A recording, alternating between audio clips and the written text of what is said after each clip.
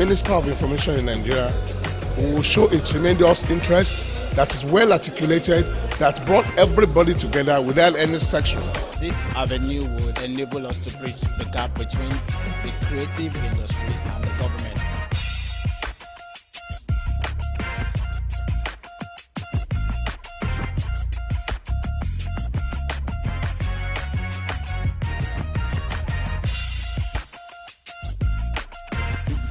He is the Honorable Minister of Information and Culture, Alhaji Lai Mohammed, and he will be coming up on stage just to say welcome. Can we welcome the Honorable Minister of Information and Culture? Thank you.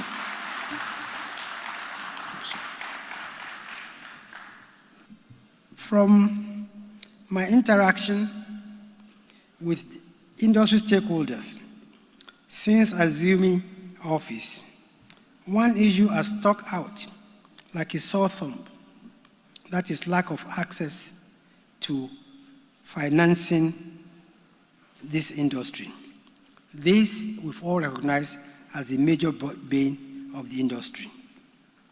However, instead of just lamenting over this, we have decided to tackle the problem headlong.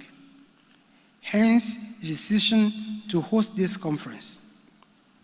I have no doubt that at the end of the series of events here, we will be able to come out with a way forward that will surely boost the industry. We've signed a series of MOUs which are now being implemented with the Tony Elumelu Foundation, the British Council, and the Bank of Industry. All these efforts are geared towards one objective, which is transforming the creative industry into a creative economy, so that we can allow the creative talents of our teeming youth to blossom and create more jobs among others. The creative industry is capable of creating 1 million jobs in 3 years. But these jobs will not come unless we do everything possible to remove the obstacles hampering the growth of the industry. These conferences, MOUs, dialogues, roundtables, and other events, therefore, are practical steps towards removing these impediments. We'll elaborate more on this later. For now, we implore you all to participate fully in all the sessions. I'm here today as a substitute for His Excellency, the Acting President, who is unavoidably detained elsewhere. He's very passionate about this industry and gave me many instructions of what I must say to you. This is an extremely important industry. But I'd like to start by putting in perspective some numbers.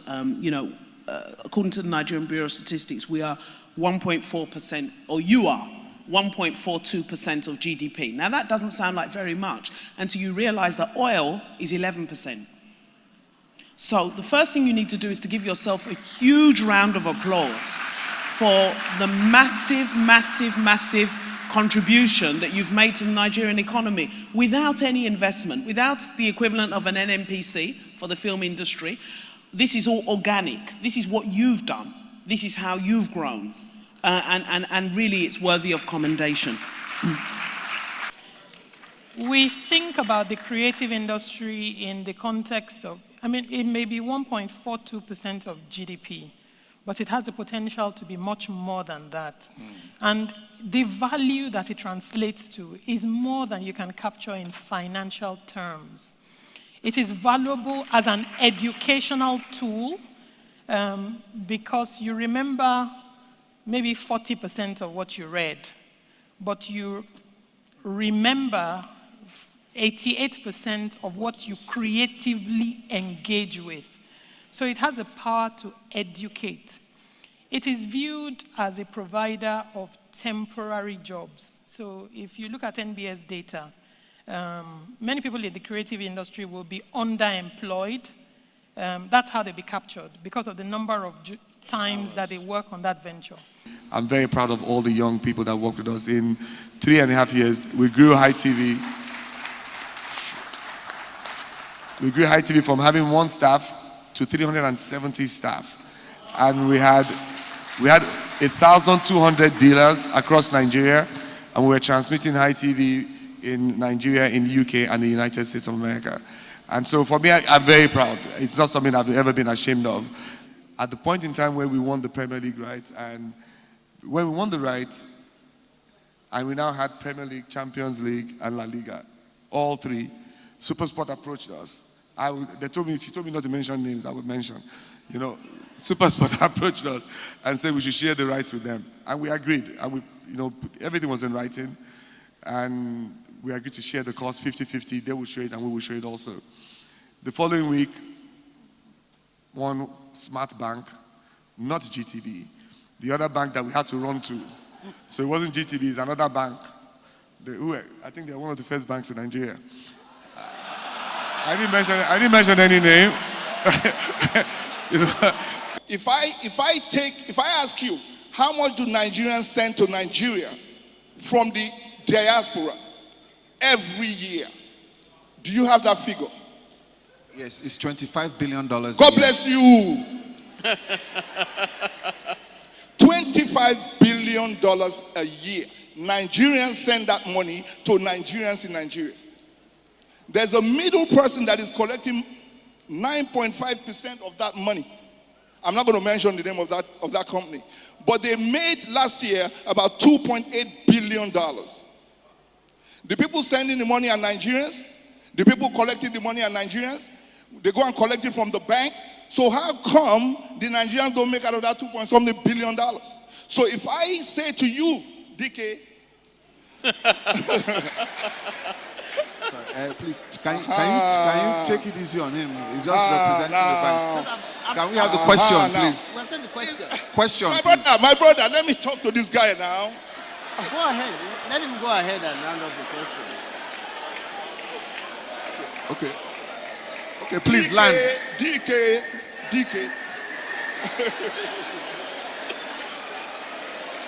If I say to you, DK, if I say to you that I have a way using the creative economy to attract the eyeballs and the earlobes of Nigerians in diaspora, which I can do on my platform, and I say to you that I place a payment gateway by doing a couple of events in the diaspora, draw their eyeballs and earlobes, and I put your gateway in front of my platform, and I pull $1 billion, which is easy. I pull $1 billion for you and myself.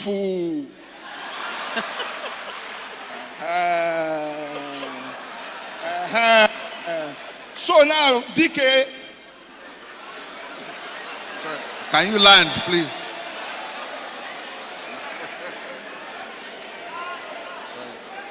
Please. Sorry, can we give somebody else an opportunity to ask a question? Thank you. I think there was a lady from there.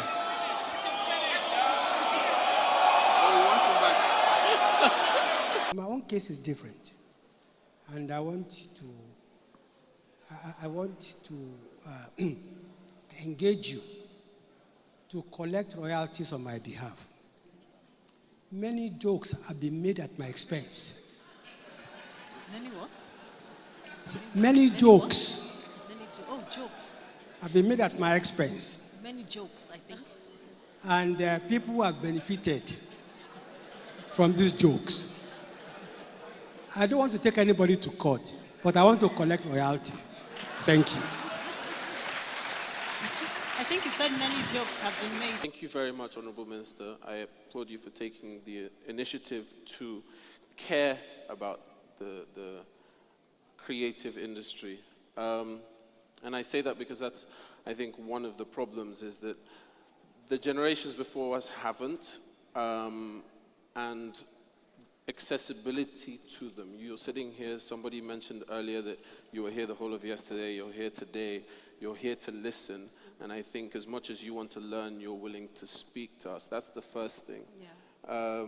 Most of us have taken it upon ourselves to do whatever it takes to survive. I think we've, and I don't speak just for ourselves, there's those before us, but we've built an industry with our hands without anybody else helping. And on that basis, it kind of means, I think the role of government is easier because you don't have to build from scratch.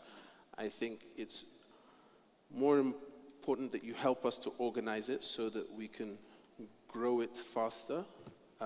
Join the dots. I mean, as much as we've done on our own, it's still the wild, wild west.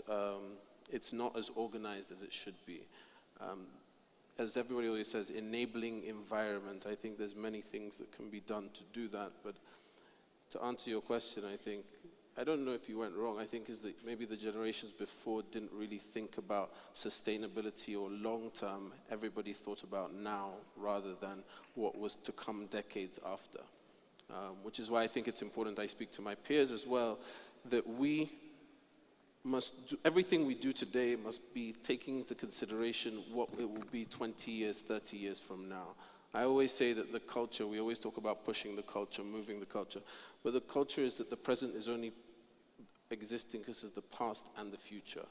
So if you're building today, we have to think, and from the mistake of the generations before, is building for tomorrow.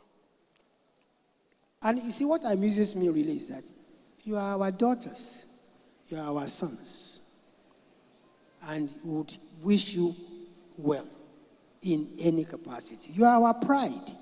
So why is that communication? There are things that I want to tell you that are louder than my bright green passport. Things that are heavier than the failed explosive cradled in Mutalab's underpants. Things that are more colorful than a well-crafted 419 email. You will never understand who I am until you know exactly where it is that I come from. How I am gap-toothed black girl, back corner of class scribbling left-handed poetry on blank paper. Save the school's curriculum for later. I am overflowing tales by moonlight, that informal education. Trickling off the tip of my grandmother's tongue, you will find my mother tongue here. A fast, fluent Yoruba crisscrossing English, hidden messages in prose and proverbs, we call it Yorubanglish. And I am the miracle of melody, nestled deep in the groove of a rich high life rhythm, a child of the marriage of hip hop and Afro beats, and you can hear our voices, pulsing beneath the skin of a talking drum, commanding hips to move without caution but caution. This is where a woman is born, where she learns the infinite connection between her waistline and the baseline, and I am sky-high gele, bold and beautiful. Meet stretched skinny jeans. We redefine fashion, wear our stories around our necks and from our ears so we never forget the voices of our ancestors, and I am what they never taught you in history books. Legacies of age-old traditions, incantations of ancient griots, a nation of storytellers, the beautiful and the broken, the struggling and the surviving, the ones they said would never make it. This is who I am. Thank you.